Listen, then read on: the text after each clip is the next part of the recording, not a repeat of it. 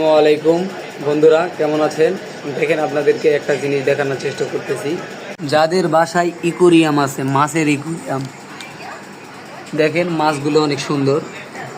বাসায় মাছের ইকুরিয়াম থাকলে অনেক সুন্দর লাগে, এগুলো একটা শখের ব্যাপার।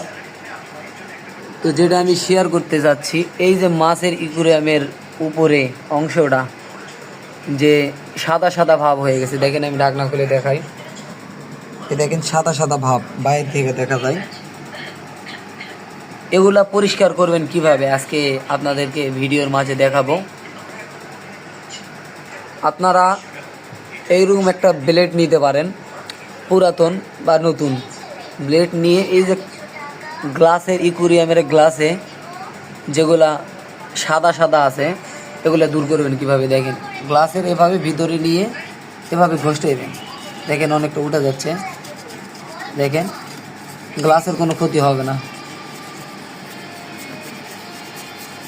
এই যে দেখেন সব সাদা সাদাগুলো দূর হয়ে যাচ্ছে। ভিডিও অনেক বড় হবে, তো আমি স্কিপ করলাম ভিডিওটা। দেখেন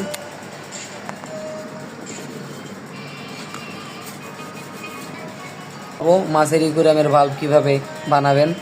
দেখেন আপনারা দেখতে পাচ্ছেন অনেকটা সাদা, ময়লাগুলো আর নাই। দেখছেন অনেকটা পরিষ্কার হয়ে গেছে। দেখেন এখানে কিন্তু অনেক সাদা ছিল, এখন আর নাই। কিছুদিন পর পর এভাবে পরিষ্কার করবেন, মাছগুলো খুব ভালো থাকবে।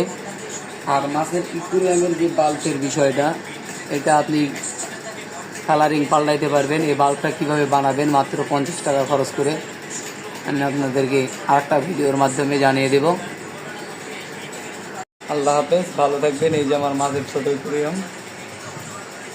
ভালো থাকবেন সবাই, ফলো দিয়ে সাথে থাকবেন।